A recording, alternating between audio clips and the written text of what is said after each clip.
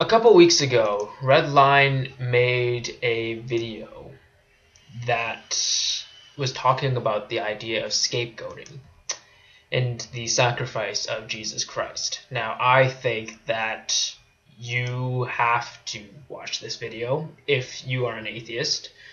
And even if you aren't an atheist and maybe you're a Christian, I think it's a very informative video that you should watch.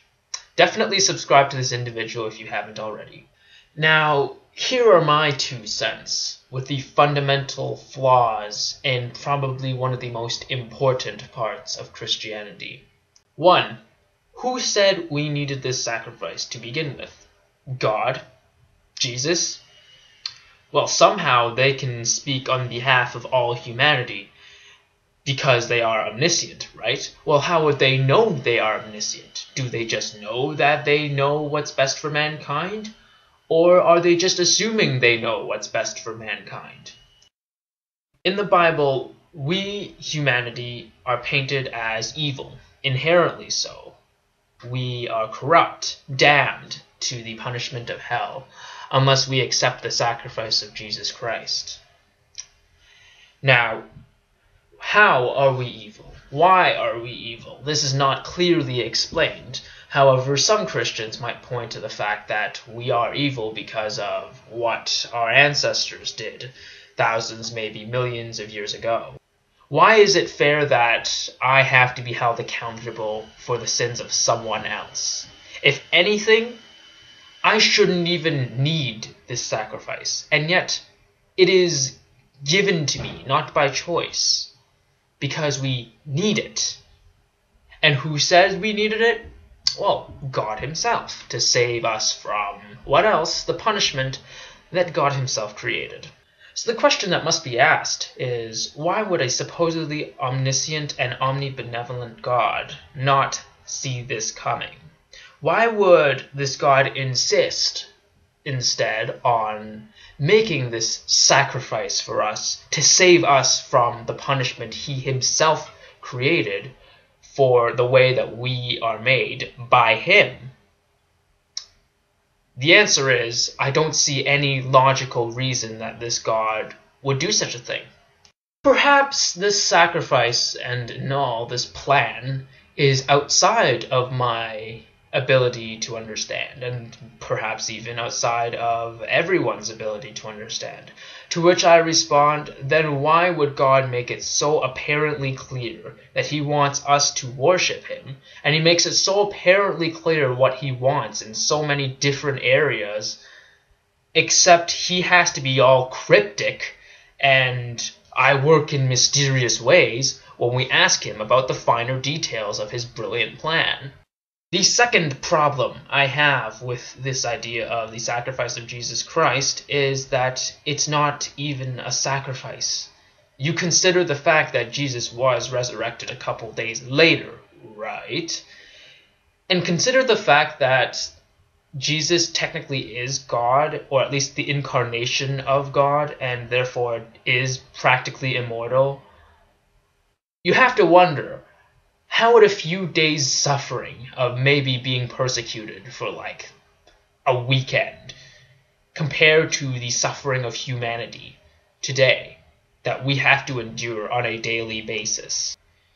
You want to compare that sacrifice to the suffering that people have to go through, the war, the pestilence, disease, famine, illness, and overall disproportionate suffering of innocent people? You want to compare those two as if one was greater than the other? Well, I don't think that this sacrifice even comes close to what we have to deal with today.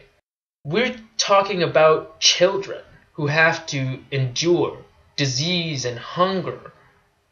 Maybe children too young to understand the concept of a God, and too young, therefore, to accept the sacrifice of Jesus Christ. And yet, because they didn't, they are bound to hell, because they did not choose the right God, or they were unable to choose the right God. How does anyone see this as moral or just in any sort of way?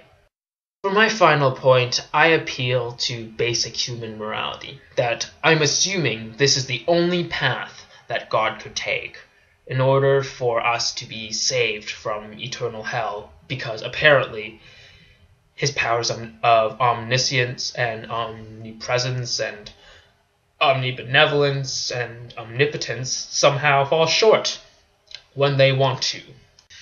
Believers often charge me and other atheists for being moral reprobates because we don't accept this supposedly free gift that Jesus Christ gave to us.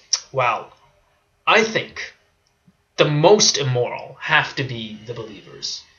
You have to be immoral if you are willing to shift the burden of your crimes and your immorality onto another person and escape yourself of blame. You really have to be immoral if you don't hold yourself accountable for the wrongdoings that you committed. And above all, and what I think is the epitome of immorality, is if you accept this sacrifice, regardless of whether or not it's free, regardless of whether or not it was given voluntarily. I don't care if Jesus Christ gave his life on the cross for me, just so I could escape my sin. I will hold myself accountable for my own wrongdoings. I will hold myself responsible for making sure that people who I have wronged understand that I'm sorry. Perhaps believers might say, well, you're taking it too literally. It's a spiritual sacrifice that Jesus gave us. I don't care how you want to interpret it. I don't care whether you want to interpret it in a literal sense, in a figurative sense, in a spiritual sense, whatever the fuck that means. In my opinion, vicarious sacrifice, using someone as a human scapegoat for something that another person did, to me, is distasteful.